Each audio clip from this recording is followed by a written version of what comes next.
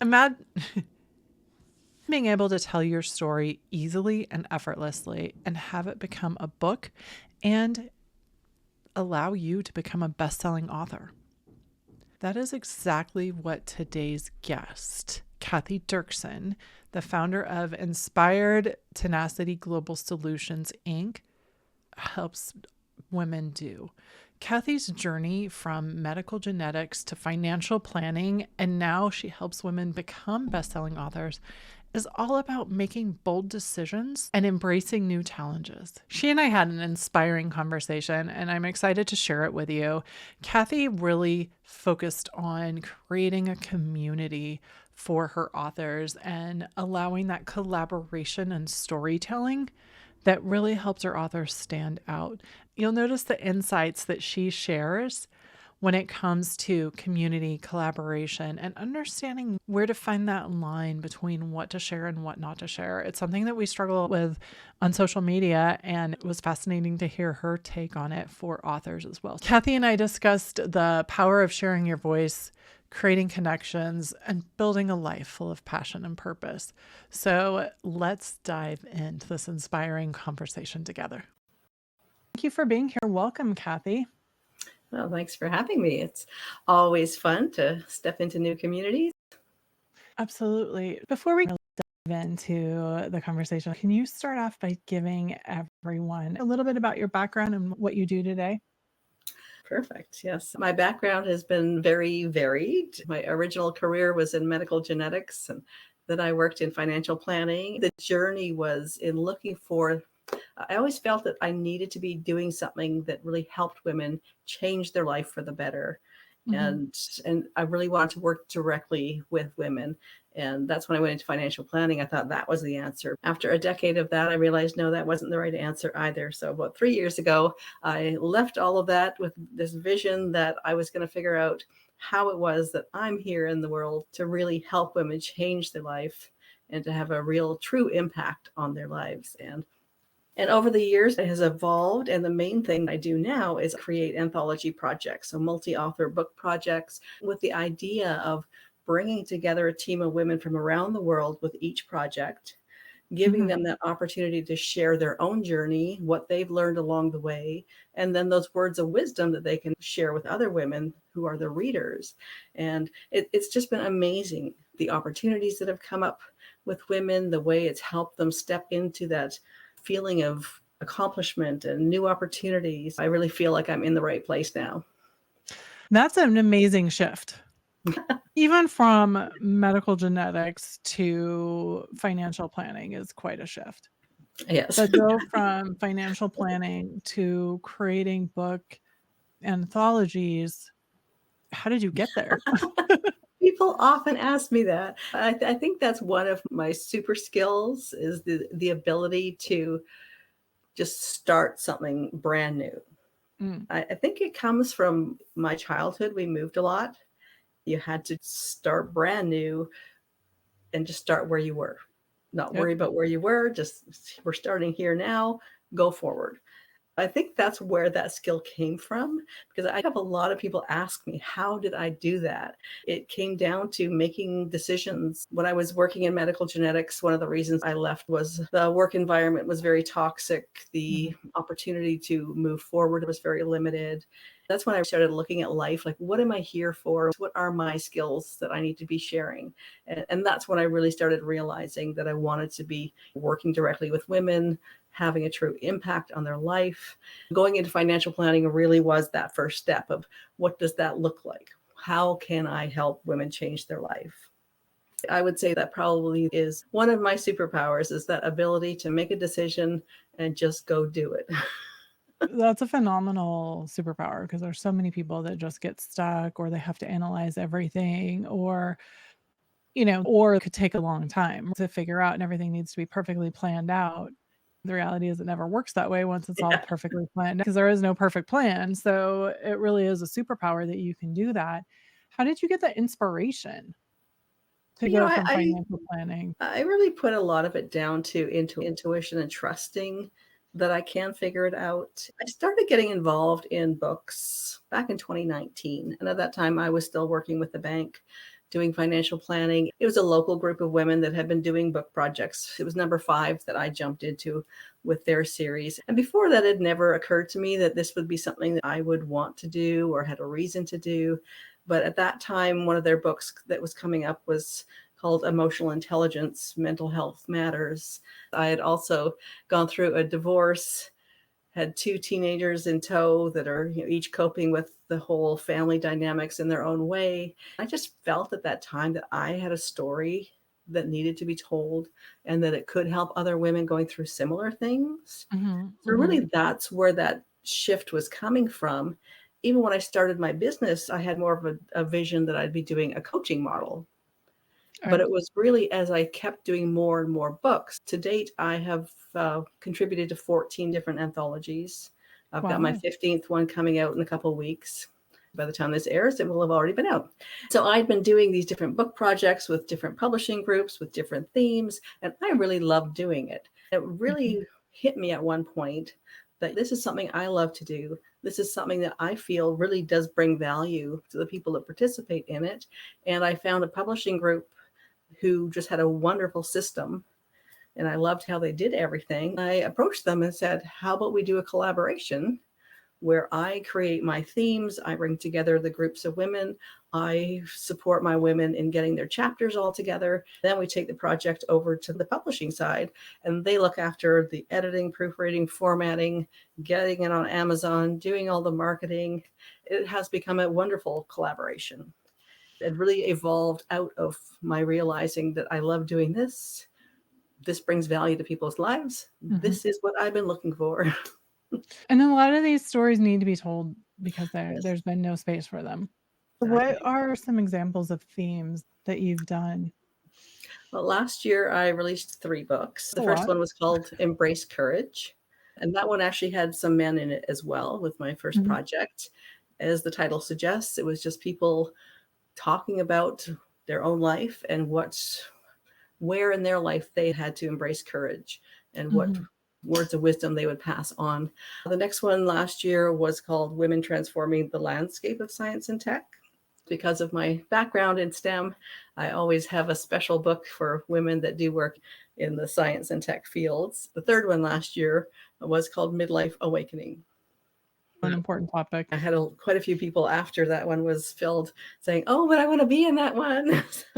How do And you then find authors, or do they find really you? just putting the word out there, letting people know what I'm up to. I've got a few different networking groups that I'm part of, but my style of marketing is really just letting people know what I'm doing and knowing that the right people will be drawn to it. And Mhm. I really feel like, especially with books, that is how it needs to work. Like the title and the theme needs to literally call to you, that you need to be feeling like, yes, this is my book. I need to be in that one. So, as you have created this business and, as the centerpiece of it in terms of putting the anthologies together, you have to create trust for people to be able to tell their story and trust you Yes. to do the right thing.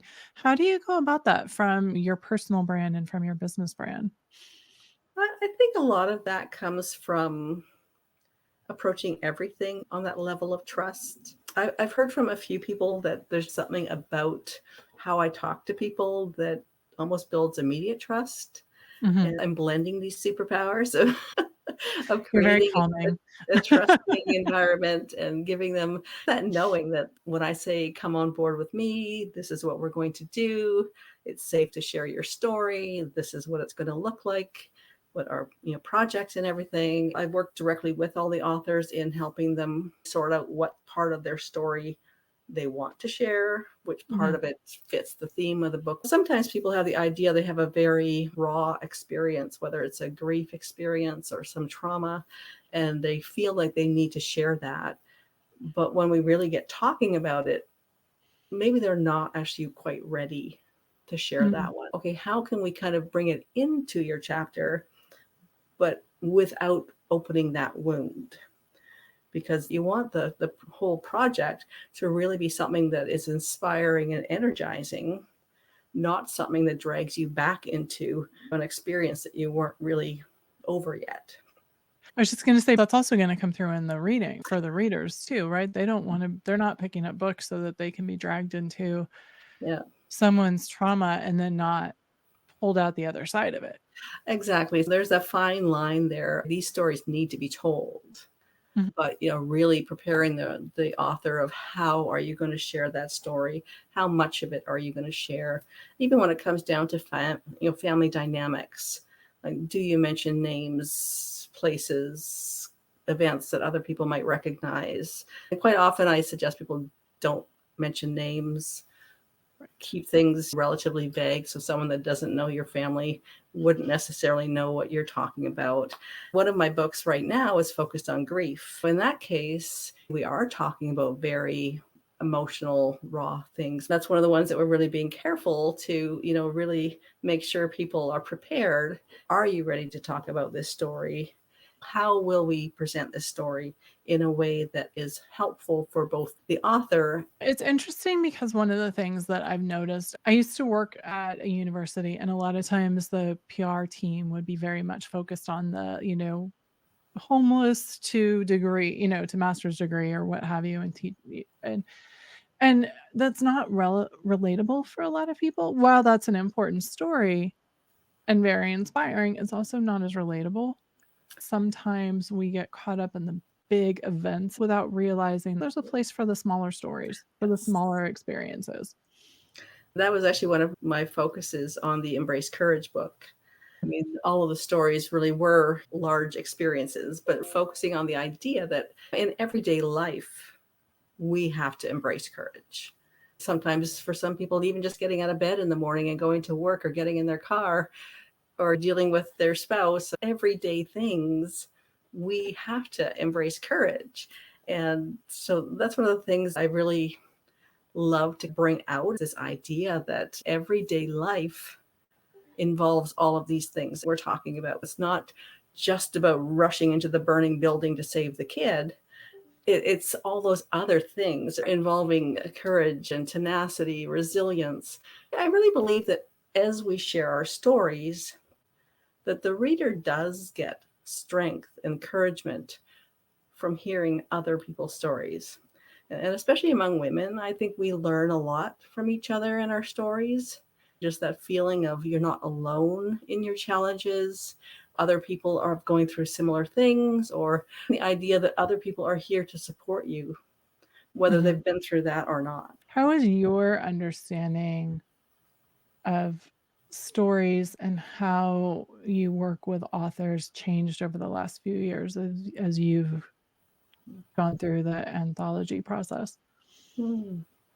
Well, I know for myself, one of the things that's changed is the focus of what I want to talk about right now, like Mhm. the story that I feel I need to share right now. Yeah. Originally, when I did my first one, a lot of it was around that whole chaos of going through divorce, starting all over with kids, starting a brand new career. That was the message I felt I needed to share.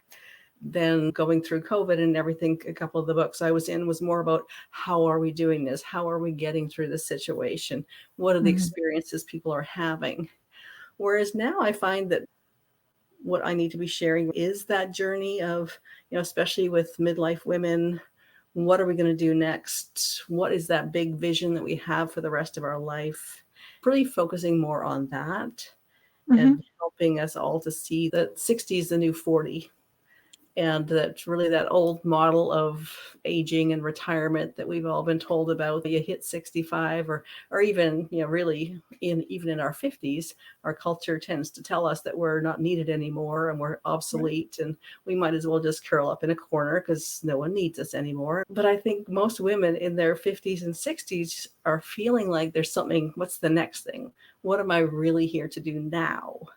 That's really become the bigger focus of my work for myself and my writing. How do we support each other in figuring out what it is we want to do next? Supporting each other in that idea, doing this together is the best way to do it. Yeah, that's become a big thing for me now.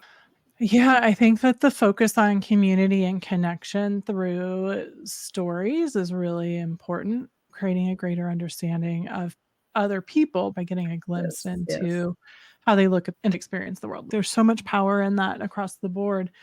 When you are working with authors, how ready are they to tell their story? Do you end up talking to them? Because I'm thinking about it from a marketing perspective as well as where they are with their mindset and what are their beliefs in terms of what it comes to sharing. So when you talk to them about their story and knowing that it's going to be out there for people to read, is there often hesitations that they start to have? What does that look like during that process? I would say part of that depends on what their story is. Some of the authors in the books, this is the first time that they have shared some of these stories. And to go from not even sharing it with their family and Mhm. friends to suddenly putting it out in print to the world, that can be massive. And I find a lot of the women in my book projects are women who are entrepreneurs who have come to develop a business model and content around some of the things that they've been through. Quite often, they are now supporting people going through similar things. And so, in those cases, they've done work around it and they know that they've come up with ideas and strategies and, I guess, a safe way to tell Mhm. about what they have gone through and what they're doing now. So Mhm. I would say it really varies a lot.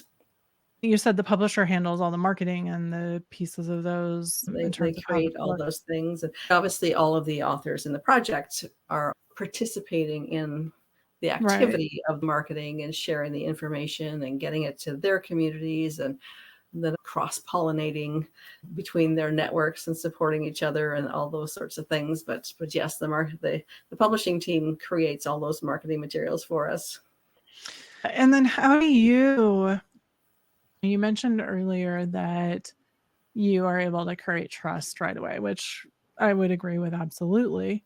How and where do you show up as your business, as your personal brand? How do you use marketing for yourself? Or do you? I would describe my marketing style as more of a quiet message in the background. That Mhm. when I first started as an entrepreneur, I got that message that I had to be big and flashy and everywhere and all that kind of thing. And I luckily clued in to know I need to be myself. Generally speaking, I am not big and flashy and all over the place. I describe it as I lead quietly. I am leading and people are coming with me on these journeys, but it's not big and flashy. A lot of my marketing is in conversation, being in different networking groups, having that conversation about what am I up to, even conversations like we're having right now. This is what it would look like to be in a book. These would be the benefits of being in a book, creating that safe space of sharing your story. How can you use your story in a book to promote your business or to get your message out there? I would say my main marketing is in conversation. There's a big power to what you just said. I started my business in 2016, and there's been such a focus on the bro marketing with the hustle and grind and being everywhere all the time. And even when I was teaching marketing, like you have to stay true to where you are, where your audience is, what you're trying to sell, and what you're trying to accomplish. You can be that quiet power and that quiet, trusted place because there's people that need that. Back when I was in financial planning, one of the things I clued in about that didn't work for me was, like you say, bro marketing. That whole thing of everything is just more, more, more, go get more. Don't take no Right. for an answer. Go till you get a yes. And that whole attitude of pummeling people until they give in is like, no, I'm not doing that. That is not me. Well, and the results aren't always there, right? Like you don't want people resentful that they said yes and gave you No, money. exactly. You So want I think that's where I really adapted more of the model of letting people know what I'm up to, letting them know how this could be a good thing for them, and knowing that if it's the right fit, if it calls to you, that yes, I Mhm. need to be in that book, then Well, and that's so you touched on this a minute ago is there's so many things that can help create marketing pieces for all of us. And it's our responsibility to decide what's going to be best for us and what's best suits us. And for some people, it really is the written word and being able to tell their story in a written way. I think people often overlook the advantage of being in an anthology and having that community of people around when you write that book. You don't have to write the book by yourself. Yeah, exactly. And we always have group Zooms and a group chat. All the authors get to meet each other, get to know each other. It's always amazing some of the collaborations that come out of it. I find, especially with my books for women in STEM, those groups have been amazing on supporting each other, collaborating, looking for new ideas. My book that came out last March, over a year and a half ago, that group of women is still actively chatting in the group that we've got. And again, if they're looking for a job, if they've got some promotion or award or something new going on, they're cheering each other on, giving each other resources. And to me, that's one of the really fun things about being in these projects is you're in a group of quite often very like-minded people with some common background piece. And it's amazing the collaborations and the friendships that come out of them. There's a real power to that. And I think that a lot of times as a business owner, it's like, oh, you've got to write a book. Like I've talked to so many clients who their goal is to write a book, but yet it's not always the time. It's not always the best first step. You're coming here as a fantastic reminder that you don't have to do it yourself. And like you say, too, the idea of it's not always the right time. If you're a brand new entrepreneur who's really just sinking your teeth into your content and how you're going to market yourself, it's probably not the right time for your solo book. The content you want in your solo book, you want it to be something that lasts for years. You want it to be something that you can then go back to with workshops and programs and maybe a follow-up book where you're expanding on it. So you need to be really solid in what you're presenting, what the details are. I just find that doing an anthology where it's really just a sample, a tasting of what you're offering. And we always position it in a way as well that it really does become a lead magnet to get people interested and connect with you directly. We've got a bio page that's right beside your chapter that's got a direct link to you. We've got what we call a gift page that lists all the authors and their freebies and giveaways. With the podcast and summit opportunities we've got. So we're creating all of these different ways for the authors to be promoting themselves, talking about their businesses, talking about the messages they want to share, and just so many different ways of promoting what they're doing and getting it out there into the world. And if you're tuning into this, I really want to encourage you to look at this route because so many people I've talked to who are feeling this weight of guilt because they haven't written a book and it's on their list and all their competitors have written a book. Stop. It might not be for you. And if it is, it might not be for you to do on your own. There's so much power in putting something together with other people and creating an anthology because then you don't have to be the expert through every single part of the book. You're not responsible for how many pages is the average book? 280. I'm making that up. 100-ish, I'd say, is a minimum size of a book. You're not responsible for all of that. So the power of being able to use a book as a lead magnet, as Cathy was just talking about, is huge. One of the things I always love to mention to people as well, if they do have this vision of doing their own solo book, if you come into an anthology first, we earn international #1 bestseller status. That is now a label, a title that you can take with you forever. That's a title you can put on all of your profiles. That's a title that you can use in promoting yourself for speaking opportunities and other things. And when you do get around to doing your solo book, you can put that right on the cover of your book that you are an international best-selling author. It's huge. That is huge. I wish we had our publication for Dummies book that I was a part of. I was one of the co-authors. There was 3 of us on it, that they released it 2 weeks early. So we had a whole promotion plan and then the publisher released it because it was out of our hands. And so our entire wah, wah, wah. We had this whole thing set up. It didn't work out. But, for me, being co-author on that book has gotten me multiple, not one, but multiple interviews with the Washington Post. Like, Wow. and I don't even have a best-selling label to put anywhere. So if you imagine that if you could do that and then talk about yourself as a number one bestseller or an international bestseller, the credibility and the social proof just becomes so much more powerful. Exactly.